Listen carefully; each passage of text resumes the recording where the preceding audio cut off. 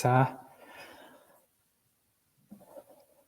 За сайн байцгаана уу? Одоо Зориг сангийн зүгээс хөл орой COVID-19-ийн холбоотой эхэлсэнтэй холбоотой live ZF одоо live цувралыг буцаж эхлүүлсэн байна. Тэгээд энэ удаагийн зочнороо Мянганы сорилтын сангийн захирал Содон Тогос хичээгээ бид нэр урьж оруулсан байгаа. Тэгээд бидний урилгыг маш их цаг завгүй байдаг хүн хүлээж авсан маш их баярлалаа. Тэгээд үзэгчдээ Содон Тогос хичээгээ танилцуулахад өмнө нь ерөнхийлөгчийн зөвлөхөөр ажиллаж исэн. Тэгээд маш олон улсын хурал зөвлөгөөнд мөн орчуулагч хийж байсан. Тэгээд хэлний өндөр мэдлэгтэй хүн гэдгийг нь хүмүүс маань мэдэх бах. Тэгээд одоогийн байдлаар түрүүний хэлсэн шиг Мянганы сорилтын сангийн гүйцэтгэх захиалаар ажилладаг байгаа. Тэгээд танд маш их баярлалаа гэдгэлээ. За баярлалаа. Надад өнөөдрийн бас лайвд урьж оролцуулж байгаа танай байгууллага баярлалаа. За баярлалаа. Тэгээд асуултаа шууд эхлээ авчиг гэж бодож байна. Тэгээд юуны төрөнд хамгийн ихний асуултыг би танаас асуух чадахгүй байгаа юм гэхээр асуухгүй юм гэхээр Мянганы сорилтын сан бол төслөн дэлхийн одоо Америкийн засгийн газраас 100% бүсгүй тусламжаар хэрэгжүүлдэг тийм хөтөлбөр байгаа. Тэгээд Монгол улс шиг өмнө нь 2 удаагийн компакт гэрээ авч ирсэн улс бол яг цөөхөн юм билээ. Тэгээд таны хувьд одоо хэрэгжүүлж байгаа хүний хувьд Мянганы сорилтын сангаа танилцуулаад энэ компакт гэрээгээ юу юм бол бид нарт бас сайхан тайлбарлаад өгч гэж хүсэж байна. За Мянганы сорилтын корпорац гэдэг бол Америк нэгдсэн улсын засгийн газрын агентлаг.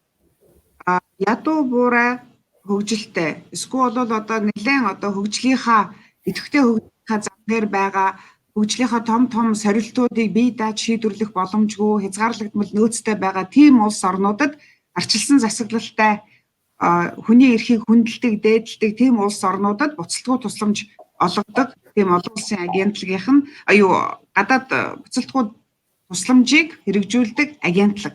Millennium Challenge Corporation гэх. Энэ корпорац бол ер нь корпорацийг нэртэй боловчгийн төрийн агентлаг 2004 онд үүссэн байгуулагдсан юм байл. Тэгээ өнөөдрийн хүртэл бол 33 оронд 47 компакт гэрээ хэрэгжүүлсэн. Тэрнийх нь 14 оронд нь 2 дахь удаага хэрэгжүүлсэн. 2 дахь удаага хэрэгжүүлсэн 14 орон дотроос 2хан орон Азад 2 дахь удаага. Индонез манайх 2-т.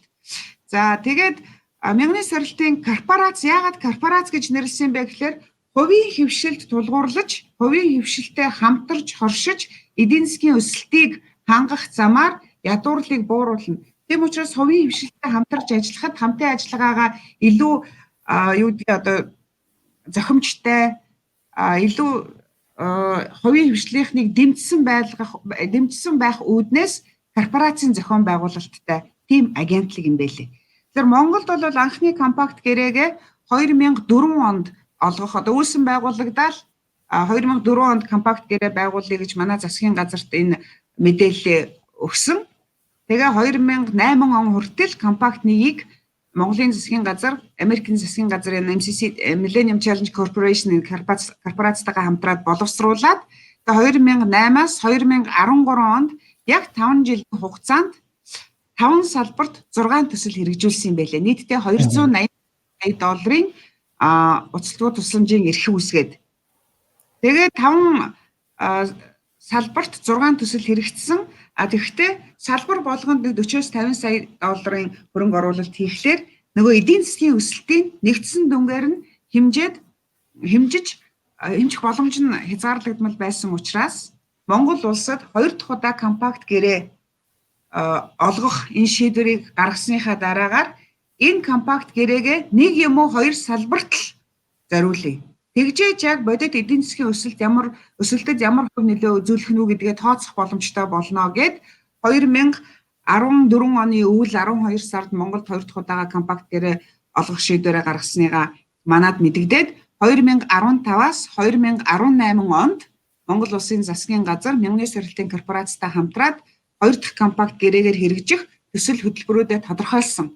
Тэгээ ингэж тогтоо эдийн засгийн өсөлтийг хязгаарлаж буй хүчин зүйлсийн судалгаа гэдэг зүйлийг хийсэн. Ингэснээр Монгол улс эдийн засгийн өсөлтөө өөрөө одоо ингээд аваад явъя гэх юм бол өөрөө өөрийнхөө хүчин найдаад ингээд аваад явъя гэх юм бол яг ямар салбаруудаас болоод энэ эдийн засгийн өсөлтөнд саарчин гэсэн л одоо судалгаа байхгүй. Тэгэхээр ингээд нэлээд олон өсөлтийг хязгаарлагч хүчийг тодорхойлсон. Тэгээ тэрний хамгийн ихнийх нь бол макро эдийн засгийн бодлогын орчин тогтвортой биш ээ. Учир нь Монгол улс эдийн засаг ганц уул уурхайн салбараас хараат байна. Эдийн засгийн төрөлжөөгүй. Хоёрдугаарт микро эдийн засгийн түвшинд буюу бизнес их орчин нь бол төдийлөн бас таатай биш ээ. Хууль тогтоомж бодлого яг цэвэр үйл ажиллагаа хоорондоо бол бас зөрчилдөөнтэй байна. Гуравдугаарт Улаанбаатар хотын агаарын бохирдлын чанар ойрын жилүүдэд эдийн засгийн салбартаа явандаа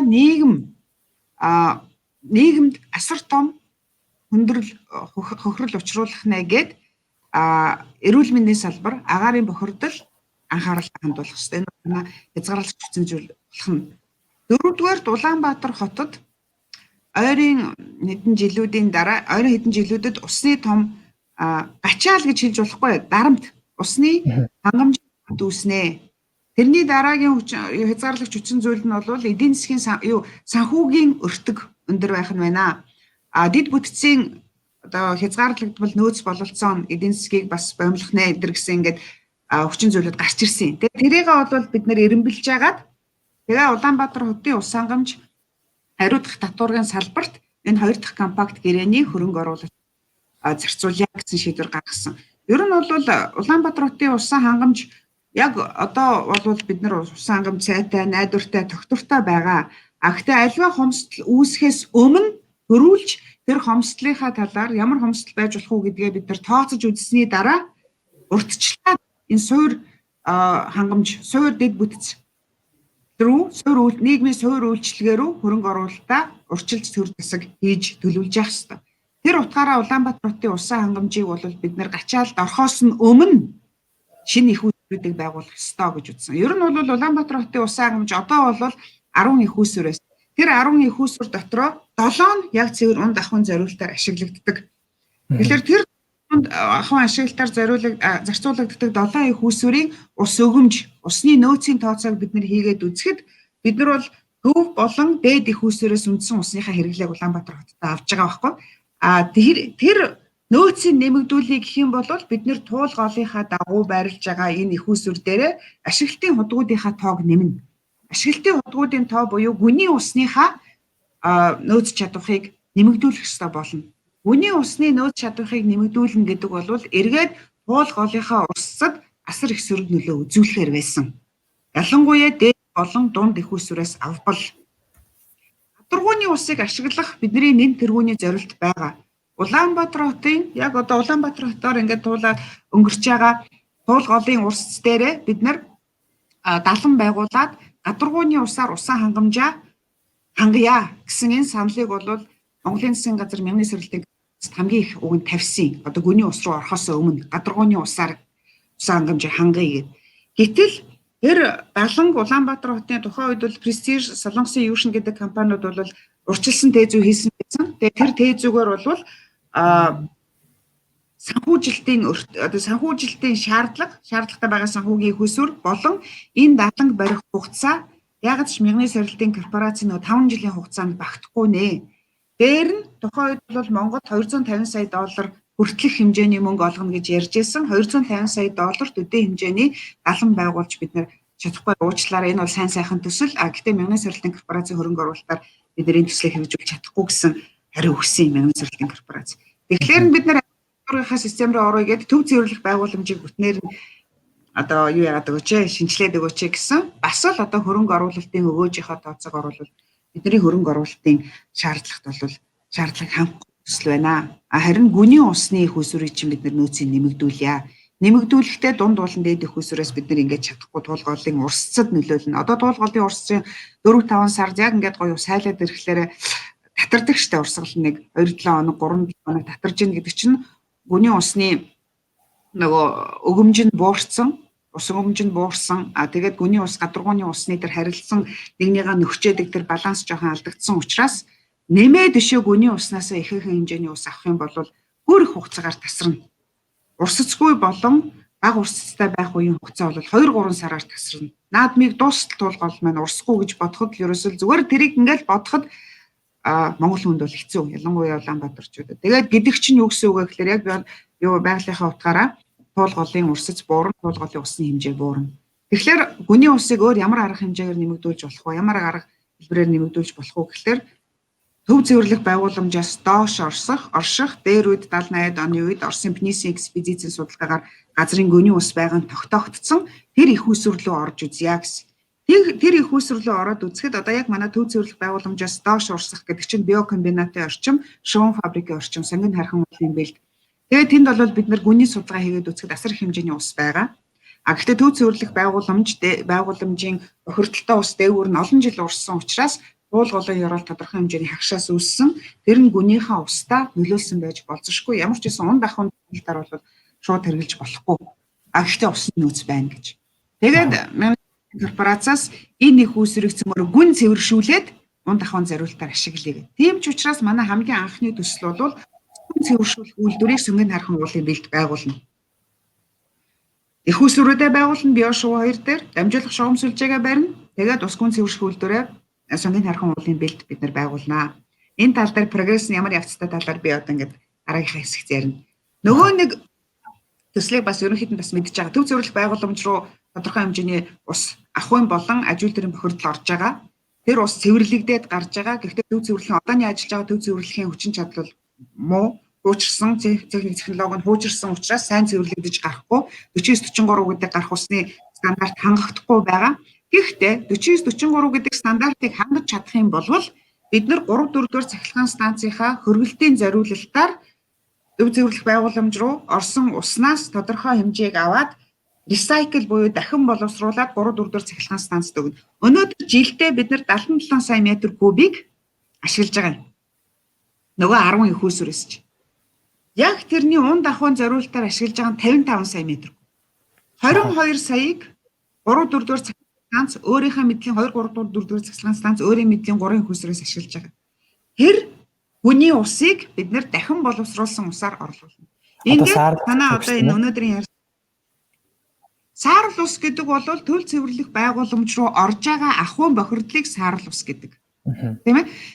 Тэгэхээр энэ саарл усыг аваад дахин боловсруулсан ус төрлөөд 3-4 дугаар цахилгаан станц одоо гүний усаар хийж байгаа хөргөлтийг бид нар дахин боловсруулсан усаар хийн гэдэг чинь 22 сая метр куб газрын гүний усыг хэмнэнэ гэсэн үг. Тэгээ бид нар 50 сая метр кубыг гүн цэвэршүүллээ. 22 сая метр дээдл нь 22 сая эхэндээ бол бид нар 15 саяыг дахин боловсруулна.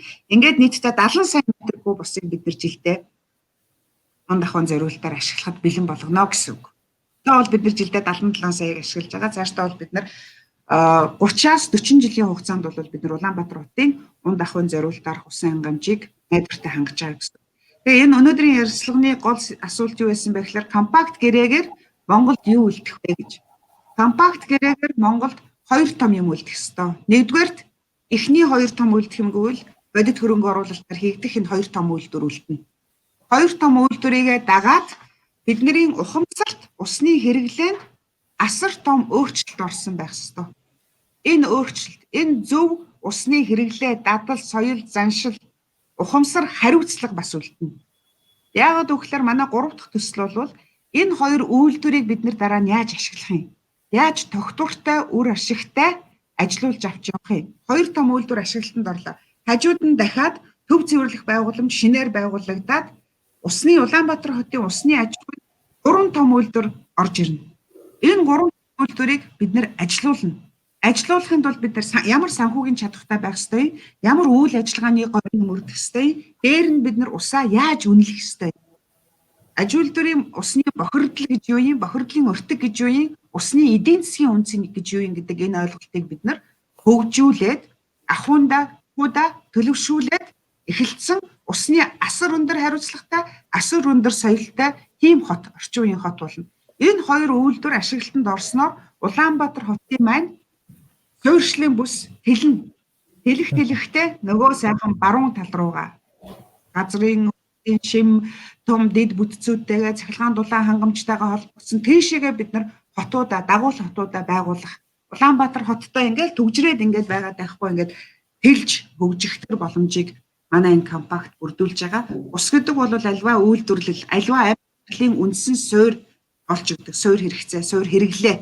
Тэр утгаараа бол устаа болж яхад хүн бол үйл ажиллагаа, эдийн засгийн үйл ажиллагаагаа яаж ч тэлж болно. А гэхдээ яаж ч тэлж ийн гэдэг бол бас бодогчтой асуудал. Бид нар усыг хэмнэх ёстой гэж ярьдаг боловч бид нар усыг заавал ашиглах ёстой. Заавал ашиглахдаа ухаалаг ашиглах ёстой байгаа байхгүй. Тэгэхээр манай компактын үр дүнд хоёр үйлдвэр ашиглалтанд орно. Дээр нь хариуцлага ухамсар дээшилсэн байна Улаанбаатарчууд.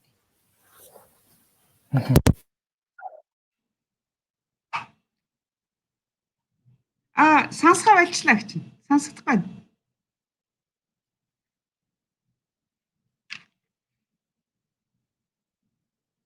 Дараагийн асуулт ер нь төслийн хэрэгжилтийн үйл явцад монголчуудад одоо Монгол улс Улаанбаатарт яг усны ямар тулгамцсан асуудал бол байгаад байгаа юм бол та тэрнээр нэг дэлгэрэнгүй тарьж ярьж өгөөч. Түрүүн би бас яран дандаа дурдталаа. Ер нь бол Улаанбаатар Монгол бол усны их үүсвэр бол нэг бага их үүсвэртэй орн биш. Гэхдээ бас хэтэрхий усны одоо юу гэдэг их үүсвэр бол нэн өндөртэй орн бас биш ээ. Хамгийн түрүүнд бол бид нар энэ ахуйн хэрэглээ, ахуйнхаа соёлыг өөрчлөх хэрэгтэй байна. Ер нь бол манай байгаа нөөцийн дийлэнх нь газрын гүний ус. Гадаргууны ус. Гэтэл бидний хэрэглээ нь дандаа газрын гүнийх болчиход байгаа байхгүй. Тэгэхээр бол ер нь аажимдаа ганц Улаанбаатар гэдэггүй Монгол улсын усны хэрэглээндээ бол бид нар шинэ хандлагыг төлөвшүүлэх ёстой. Юу гэхээр газрын гадаргууны ус, газрын гадаргууны усыг илүүтэй ашиглах ёстой. Дээр нь гадаргуугаар урсж байгаа энэ уснасаа бид нэр ашиг шимээ усан цахилгаан станц ч юм уу байгуулад гадаргуугаар урсаад Монголоос ингээд урсаад гараад явчихж байгаа энэ уснуудынхаа эдийн засгийн өгөөжийг нэмэгдүүлэх ёстой байгаа. Хоёрдугаарт усны салбарын усны аж ахуйн салбарын өнөөгийн санхүүгийн болон үйл ажиллагааны чадварыг нэмэгдүүлэх ёстой. Улаанбаатар хотын усан хангамж тэрийг одоо хариуцаж ажилуулж байгаа байгууллага бол усууг ашиглалтын газар бид нар мэднэ. Энэ бол нэргүй баатрууд байдаг. Усуугийн усууг бол одоо Улаанбаатарт ч ойролцоогоор нэг 700 худаг байгаа гэр хорооллын. 700 худгийн одоо тал нь бараг тал нь 100 зөөврийн усан хангамж. Нөгөө үлдчихэж байгаа тал нь шугам толбогдсон. Шугамд толбогдсон усан хангамж бол зүгээр карантин нэгээл шугамаараа бид нар усаа өгчнө. 100 буюу зөөврийн усан хангамжид ойролцоогоор нэг 55 6 машинаар бид нар өдөр болгон гэр хороололд ус зөөж хүргэж өгж байгаа. Тэгэхээр гэр хорооллод ус зөөж хүргэж ийм өндөр өртгөөр хүргэж ийн гэдэг бол гэр хорооллын усны үнд эргүүлээд нөлөөлөгдөж байгаа. Тэгэхээр усны аж ахуйн үйл ажиллагааны болон санхүүгийн үр ашгийг бид нэмэгдүүлэх ёстой. Ялангуяа 3 үйлдвэр нэмэгдээд ашиглалтанд орсны дараа усны үн ийм багаараа байгаад байж болохгүй. Өнөөдөр яг үнэндээ бодитоороо бол бид нар өөрсдийнхээ хэрэглээгч хяны усны ашиглалтынхаа байгууллагыг сайжруулах, ашиглалтынхаа санхүүгийн ур чадварыг дээшлүүлэх гэх юм бол хамгийн түрүүнд хэрэглээгийн хяндаг юм бол үн тарифын механизм байдаг тийм ээ. Тэгэхээр ус дэндүү хямдхан байгаа. Өнөөдөр сарда хэдэн төгрөг усандаа зарцуулж байгаа гэдгээ нарийн тооцож мэддэг айл өрхүүд ер нь ховор байх. Одоо танаа гэр, манай гэр тоолууртай. Тоолууртай айлууд 1 литр усанд 71 мөнгө төлж байгаа. Нөөтгүй үн. Нөөттэйгээ бол нэг 77-8 төгрөг. 1 литр усанд. За гэр хорооллынх бол 1 литр усанд 1 төгрөг төлж байгаа.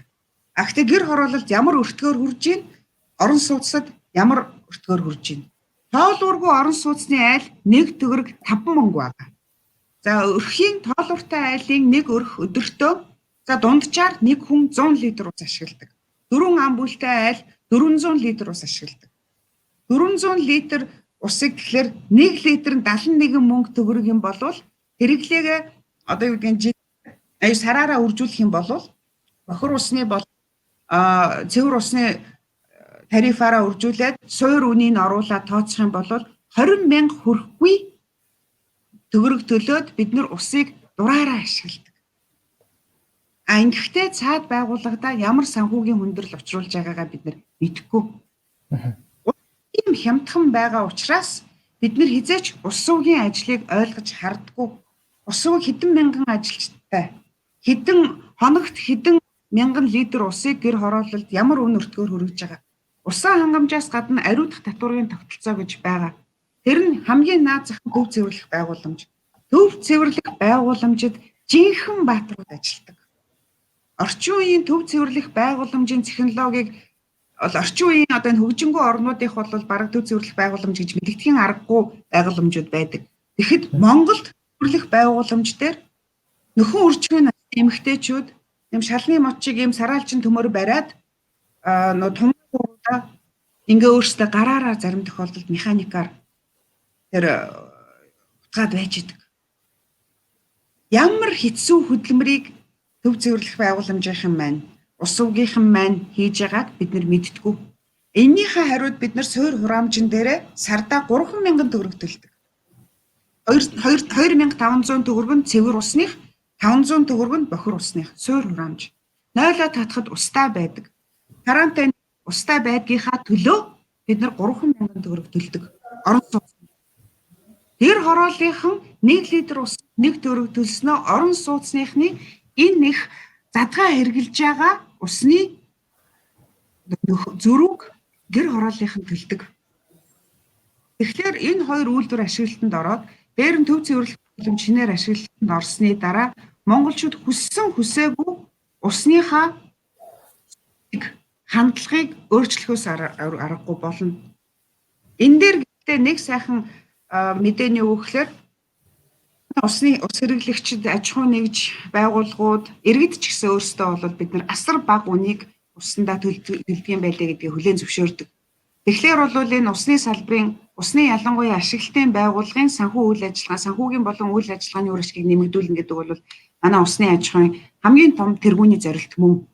Энийг бол манай компакт гэрээний дагуу одоо баригдах энэ хоёр үйлдвэр ашиглалтанд орсноор энэ хэрэгцээг шаардлагыг бүр тод томруу харуулж өгч байгаа. Манай компакт ашиглалтанд хоёр үйлдвэр оруулна, тийм ээ.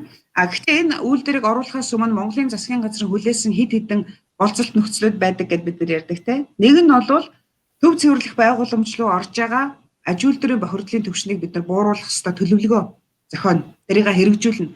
Төв цэвэрлэх байгууламж 2024 онд ашиглалтанд орно. 2024 онд ашиглалтанд орохоос өмнө бид нар төв цэвэрлэх байгууламж руу орж байгаа аж үйлдвэрийн бохирдлын түвшинг бид нар бууруулсан байх ёстой. Төв цэвэрлэх гэтэл одоо хардаа хамгийн их бохирдуулагч үйлдвэрүүд бид нар дандаа арьс шир ноос ноолур гэж ярьдаг. Бид нар бохирдуулдаг. Түүнээс гадна сүүн бүтээгдэхүүн, архины үйлдвэр, хям мах боловсруулах үйлдвэрүүд бас асар их хэмжээний бохирдол гаргаж байгаа. Гэлээгээд бид нар бохирдол гаргаж байгаа гэд энэ үйлдвэрүүдэд бид нар хоригж болохгүй. Бидний үндсэн л бас нэг хэрэглээ шүү дээ.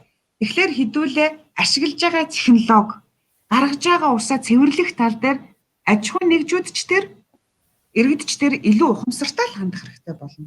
Энэ эцсийс бидний их орон, эцсийс бидний ажил амьдрал. Бид нар ажил амьдралынхаа төлөө өөрсдөө хариуцлага хүлээх ёстой үстэй. Тэ хэн нэгнээс сайн одоо мундаг хөрөнгөтэй, чадaltaй биднийг дэмжиж ажилдаг энэ улс орнуудаас өнөө цагт мөнгө гуйна гэдэг бол нэг ёсны бол шараа. Ялангуяа өөрсдийнхөө бохирд, өөрсдийнхөө усанд айлаас мөнгө гуйгаад сүжигдвэл Монгол хүний хувьд бол ичмээрээ. Гэхдээ хөгжил буураа орны хувьд хөрөнгө нөөц хязгаарлагдмал орны хувьд туслыгээд гараа сунгаж байгаа энэ айлуудаас бид нэр хөрөнгөний аваад үндсэн хэрэгцээг хангах ёстой. Хариуцлагатай л хангах ёстой. Бэлгийн морины шүдийг бүү тоол, бэлгийн морины шүдийг үздэггүй гэдэг шиг тэхгүй л гэж байгаа юм бол тийм хэдүүлээ ухамсартай, хариуцлагатай, дэг журамтай энэ нөөцийг авч ашиглах ёстой. Хоёр үйлдвэрийг байгуулна гэдэг амаргүй ажил. Хоёр үйлдвэрийг өнөөдөр байгуулна гэж яриад маргааш байгуулагддаг юм биш. Гэтэ өнөөдрийн энэ лайвыг ашиглаад би бас аж ахуй нэгжүүд иргэдэд зарим нэг мэдээлэл хүргэе гэвэл Мянган сорилтын корпорацийн компакт гэрээний хэрэгжилтийн ажил эрчимтэй өрнөж байгаа. Ковид асуудал мөн. Гэлээгээд ковидтай бид нар юу гэдэг юм бэ? Ковидд бид нар дарлуулаад суугаагүй. Бид нар ковидын энэ цаг үед бүтээн байгуулалт маань ковид эх оны дундуур гайгүй болно гэж бодоод бүтээн байгуулалтаа 5 жилийнхаа хугацаанд заавал дуусгах гэсэн одоо зорилготойгоор бэлтгэл ажлаа бүгдийг хийж байгаа. Тэгэхээр хоёр үйлдвэрийг бид нэр байгуулнаа. Нэгдүгээрт ус гүн цэвэршүүлэх үйлдвэр. Нөгөөх нь ус дахин боловсруулах үйлдвэр. Ус гүн цэвэршүүлэх үйлдвэрийг бид нэр 3 барилга угсралтын багцаар хэрэгжүүлнэ. Уржигдэр өнөөдөр 18, 15-нд бид нэр тендерээ зарласан. Ус гүн цэвэршүүлэх үйлдвэрийнхаа тендерийг зарласан. Тендерийг зарлахын тулд бид нэр ус гүн үйлдвэр дамжуулах шугам сүлжээ их усрынхаа 100% наривчилсан зураг төслийг хийсэн. 100% наривчилсан зураг төслийг хийхин тулд тээзүү хийгдсэн байх ёстой. Тэгэхээр бид нар 16-аас 18 онд тээзүүгээ хийдсэн.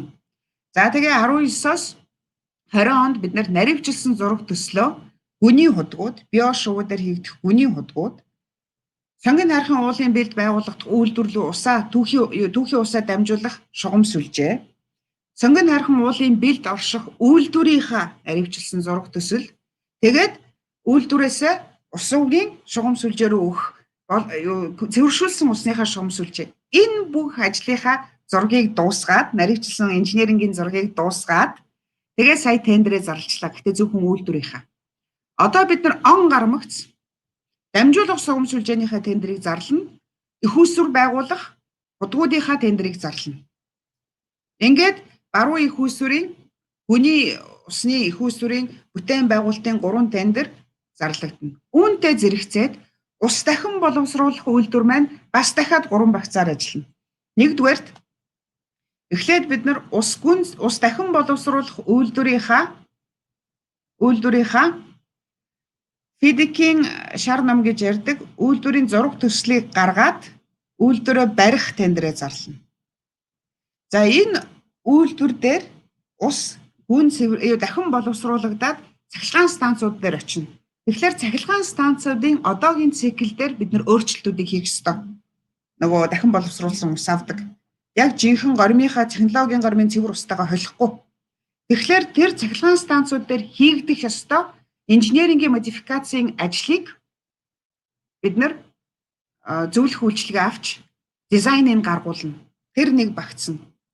Тэгээд дизайныг гаргасныхаа дараа дамжуулах шугам сүлжээний дизайн цахилгаан станцууд дээр хийгдсэн дизайн хоёрыг яг бодитоор нь барьж байгуулах 3 дахь багц зарлагдана. Тэгээд цаг хугацааны хувьд төв цэвэрлэх байгууламжийн барилга угсралтын явцтай энэ тандем гэж ярьдаг. Ягт уялдаатай ажиллах явах ёстой учраас төв цэвэрлэх байгууламжийн барилга угсралтын ажлын хуваарийг бол бид нар бас харж байгаа. Тэгэхээр бид нэр эх оны хавар зунаас эхлээд ус дахин боловсруулах үйлдвэрийнхээ ажлыг илүүтэй эрчимжүүлнэ. Гэхдээ тендерээ зөвлөх үйлчилгээнийхээ тендерийг бол бид нар бас өвөл зарлана. Энэ одоо эх 1-2 сарда зарлж байна. Тэгэхээр ойрын 2 сарын хугацаанд бид нар 2-3 сарын хугацаанд бид нар бараг 3-4 тендер зарлахаар байгаа. Энд бол Монголын компаниуд бүрэн оролцох боломжтой. Монголын компаниуд гадны компаниудтай хамтраад консорциум байгуулна уу, туслан гүйцэтгэх сабаар орно уу, энэ бүх боломжууд бүгдээрээ нээлттэй байгаа. Гэхдээ манайхан нэг зүйл ойлгох ёстой. Энэ хоёр үйлдвэр хоёулаа Монголд анхны үйлдвэрүүд. Манайд ус гүн цэвэршүүлэх үйлдвэр анхных, ус дахин боловсруулах үйлдвэр анхных. Тийм учраас эндээ бид нар асар болгоомжтой, асар хянуур ажиллах ёстой байна. Бидний ерөөсөө Монголд энийг ганц ч хүн хийж байгаагүй, ганц ч инженер хийж байгаагүй учраас манай барилгын хөгжлийн төвийн инженерүүд, манай усны инженерүүд энд бол онцгой анхаарч ажиллаж байгаа. Энэ хамтын ажиллагаагаа бид нар бол энэ яг чанартай тендерийн бичиг баримт гаргаснараа нотолж байгаа. Тэгэхээр одоо бид нар сая зарлалсан энэ тендерт бол олон улсын нээлттэй тендер, Монгол компаниуд гадны компанитай хамтраад оролцох бүрэн боломжтой. Тэгээд хүссэн компани аж ахуйн нэгжүүд бол тэнд өгөгдсөн байгаа манай вебсайт дээр байгаа зарын дагуу өгөгдсөн линкээр ороод манайхаас тендерийнхаа бичиг баримтаа авч болно. Тэгээд тэнд бол яг худалдаа хуулийн ажиллагааны үе шатуудыг бас заасан байгаа. Тэрний дагуу бол бидний тендерээ эх оны 100 гэхэд ер нь бараг дуусах чухал уу гэж найдаж байгаа. За баярлалаа. Илэрэнгүй сайхан мэдээлсэн. Ийм их ажлын ард гарч байгаа танд маш их баярлалаа гэж хэлээ. Тэгэд хамгийн сүүлийн асуулт нь юу гэхээр одоо сайхан засгийн газрын одоо цахилгаан усны мөнгийг тэглэсэнтэй холбоотой танаас асуух юм гэхээр залуучуудаа одоо Монгол улсын хүн бүрийг уснаа ер нь хэрхэн хайр гамтай ер нь яаж хандаасаа гэж та ер нь хувь хүний зүгээс хүсдэг вэ? Харин тий. Одоо энэ ковид гэж энэ нэг муухай юм гараад бидний бүгдээрнгийнх нь амьдралыг бүр оронгоор нь өөрчилж байна. Шал өөр хэлбэрт хүн одоо өөр орчинд өөрөө өөртөө тэр орчныг бий болгож амьдрах тийм нөхцөл шаардлагыг үүсгээд байна шүү дээ. Тэгэхээр засаг төр ч гэсэн бүх улс орны засаг төрүүд төр засгууд өөрсдийнхээ чадлын хэрээр л хөдөлж байна. Хөдлөхгүй байх юм бол хөдөлсөнгүй гэж загналаа, хөдлөх юм бол хөдлөлөө гэж загналаа. Тэгээд яах юм? Ард түмэн үнэхээр бас туйлдж байгаа иргэдүүд байна. А гэхдээ бас хэрэглээгээ танаад хязгаарлаад тэгэх боломжтой ч иргэд байна. Тийм учраас энэ төр засаг нь аргаа ядаад алдаатай ч вэ, оноотой ч вэ хүн л юм чинь иргэдээ бодоод ингээд санал санаачлаг гаргаж байгаа бол тэрнийхээ хариуд бид нар иргэнийхээ хувьд, хувь хүнийхээ хувьд бас нэг жоохон хариуцлагатай хандмаар байна. Энэ талархалтай бас хандмаар байна. Үнэхээр илүүдээ гарсан мөнгө биш. Өөр бидний хөгжлийн том зорилтууд байна. Тэгэхээр үнэхээр энэ хүнд хэцүү үеийг даваад туулъя. Ингээд даваад туулахад чинь төр засагчийн ингээд дэмжийя гэж байгаа бол боломжтой байгаа юм болвол тэгвэл бид нэр тэрийг талархлаа бид нар хэмнэлтээр л илэрхийлэх ёстой. Эрчим хүчний салбар эдний хэмнэлтийн талаар бол сүүлийн үед нэлээд олон нэвтрүүлгүүд зурагтаар цуглаар гарлаа. Нарийн мэрэгжлтнүүд нь мундаг юунууд зөвлөгөөнүүд өгж байна. Тэрийг үнэхээр л даах ёстой. Бид нар бол хэрэглэгч учраас биднэрт хамгийн одоо юу гэдгийг суур өгдөл байх ёстой бол бидний ухамсарал байх ёстой. Тэр үнэхээр тэр нохооныхоо хэвтрийг юу яаж исэн дулаалуулж яасан тэднийг сонсоход бол өр өвдмөр устай яг холбогдуулаад ярихад ковидтай байсан байгаагүй ер нь бол бид нар усаа хайрлаж гамнах ёстой. Гэлээгээд усаа гамжин гэд ус хэрэглэхгүй байж болохгүй. Устай байна гэдэг бол хүний суур язгуур одоо юу гэдгийг эрх тийм ээ дааш үндсэн хууль дээр ч гэсэн одоо бидний язгуур эрх гэж. Хүний эрхийг нэхэхээс өмнө хүн эхлээд хүн байх ёстой. Хүн болсныхаа дараа хүний эрхээ нэхье. Би өөрөө тэгж л боддог. Хүн байна гэдэг бол ганц эрхээс гадна асар их хэмжээний хариуцлага байдаг гэж би боддог. Тэгэхээр хүн шиг хүн болчих. Хүн шиг хүн болохын тулд хүн эхлээд хариуцлагатай, ухамсартай байх ёстой. Бүх юмыг үн цэнэгүй юм шиг одоо ашигладаг тийм ашигч хитрхи хэрэглэгч тийм байж болохгүй. Үнэхээр бид нар бол энэ уснаа ялангуяа усандаа хандах хандлага эзний ёсоор, өөрийн ёсоор, өөрөмсгөр хандах ёстой. Ус бид нар бол яг үндэ бол ус чинь тэгэл урсаал гараад явбал тэгэл төв зөвөрлөгөө орж байгаа шүү дээ. Хайр юм баггүй. Тэгэхээр ахуйн хэрэглэнээс усныхаа хэмнэлтийг эхлэх ёстой. Хамгийн эхлээд бол бид нар ямар хэмжээний ус ашиглаж байгаа юм? Тэр усандаа хэдийн хэмжээний мөнгө төгрөг төлж байгаа гэдгээ аягүй сайн мэддэг болчих. Аснакуудаас асууя, сөөхүүдээс асууя. Ер нь бол аснакууд энэ усны хангамж түгээлтийн асуудлыг бөөнөр нь бол усуугаас авчаад тэгээ жижиглэнгээр аснакууд хийдэг тийм ээ. Тэгэхээр эхлээд хэдүүлээ ямар хэмжээний ус хэрэглэж байгаа юм? Ямар үн төлбөр төлж байгаа юм? Дээр нь манай гэрт байгаа усны энэ карантин, шугам суугаа ямар нэгэн алдагдал байна уу? Цоорхоо нүх байна уу? Илүү ус гоожж гин үү? Тэрийг эхлээд бүгдээрээ хянаа, шалгая. Тэгээ дараа нь хэрэглээ рүүгээ орж болно. Хэрэглээг бол яаж гамнаж хэмнэж болно. Өглөө болгон бараг айлууд өндөг чанж иддэг баг. Өндөг чанжид бол усын насгаад яах вэ? Усын насгаад хөргөөл тэрүүгээрээ цэцгийн ослоо. Бөөн эрдэс. Өндөг чансан ус. Тийм биз? За тэгээд энэ ер усны хэрэглээ цахилгаан дулааны хэрэглээтэй аягүй холбоотой л доо. Тэгэхээр энэ хизээ угаалгаа хийх үү? Хэдэн цаг оргил ачааллын үеийн ялангуяа цахилгаан дулаантайгаа холбогдуулаад ярихад оргил усны хэрэглээний ч гэсэн оргил ачааллын үед яг өдрийн хоолны цаг, оройн хоолны цаг ус цахилгааны хэрэглээ тийм үед байдаг. Тэгэхээр одоо энэ гэртээ байгаа цагаа ашиглаад болж игэл оргил ачааллын үед усны хэрэглээ, цахилгааны хэрэглээгээ гамнах хэрэгтэй. За тэгээд тэр усанд ордог соёлоо бас өөрчлөх хэрэгтэй байна. Усанд бол 5-10 минутаар зогсдог үе өнгөрсөн. 3-4 минутанд усанд ороод уучлаарай одоо би дэндүү хувийн асуудал руу орж байгаа шиг байна. Гэхдээ дүүшинд орох нь байнд орохоос 3-4 минутын дотор амжуулах юм бол асар их хэмжээний ус хэмнэн. Тэрнээс гадна энэ ковидын үед бид нар одоо ингээл 20 секунд гараа савандаж угаах ёстой гэдэргээл ингээл ярьж ин тэ. Шүдээ угаахтаа, сахлаа хусахтаа, гараа угаахтаа усаа хаагаад сурчих хэрэгтэй байна. Усаа хаагаад тэр бол одоо хүн болгон хийж чадах юм, хүн болгон мэдэх юм. За тэгээ сүүлийн үед айлууд бол нөгөө нэг аяг тавг угаагчтай болсон тий. Тэгэхээр аяг тавг угаагчийг ашигладаг гэдэг бол монголчуудад их түгээмэл хэрэглээ биш байх. Гэхдээ угаалгын машинаач тэр аяг тавг угаагчдаач тэр ачааллын тулд болж игэл их хэмжээний аяг тавг хувцас баг усаар угаах хэрэгтэй болно. Энэ мэдчлэн одоо энэ яг ухаан цаг зарцуулаад би усаа яаж хэрэглэж байгаа вэ лээ? Миний усны хэрэглээгээ би яаж хянаж болох вүлээ гэдгийг бол хүн болгон бодоход бол хүнд бол биш. Нөгөө талаасаа ус хэрэглэхгүй байж болохгүй. Яагаад гэвэл усны хэрэглээ гэдэг чинь хүний ахуйн нөгөө эрүүл мэндтэй, нийтийн эрүүл мэнд, хувь хүний эрүүл мэндтэй асар холбоотой зүйл. Усыг хангалттай хэрэглээгүй, усыг хангалттай ашиглаагүйгээс болоод нийгмийн эрүүл мэндэд бас сөрөг нөлөө учирч болзошгүй. Тийм учраас усаа хэрэглээ. Усаа зөв зохистой, шаардлагынхаа хүрээгээр хэмжээнд нь хэрэгэл. Гэхдээ ухамсартай хэрэглэх хэрэгтэй. Усанд бол бид нар талархалтай хандах ёстой. Усыг бол бид нар хар ус гэж ярьдаг байсан. Гэхдээ энэ хар ус чи явж бидний амьдралыг тэтгэж байгаа гол үндсэн юм шүү дээ. Тэгэхээр хүн болгон ер нь бол ус чандман эрдэнэ гэж ярьдаг мөртөө яг цагаа тулаад ирэхлээрээ усандаа тийм хүндэтгэлтэй, хайртай, хариуцлагатай хандаж чаддаггүй. Хариуцлагатай иргэн бай гэх юм бол хамгийн түрүүнд энэ ус ашиглалтын салбараа та нар бид нар дэмжих ёстой. Төлбөрөө цаг хугацаанд нь бүрэн дүрэн төлж явах ёстой.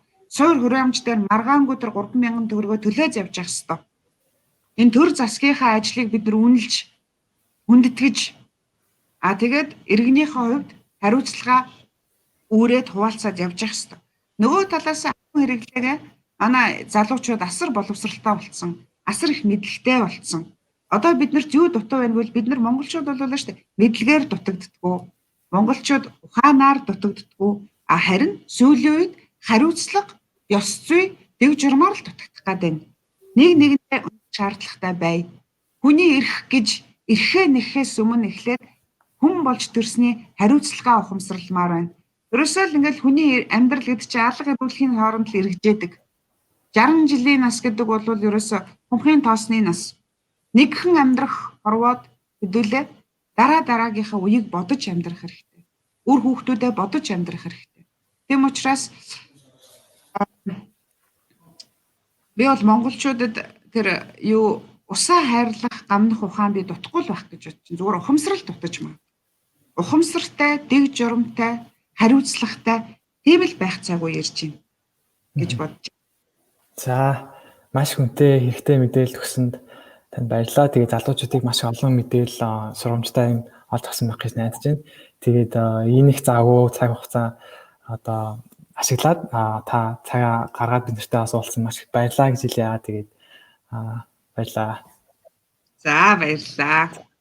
Танд маш баярлалаа. Ажлын өндөр амжилт хүсье. Тэгээд Монгол улсынхаа энэ том бүтээн байгуулалт томны өмнө оролцоод бас дахиад маш их баярлалаа.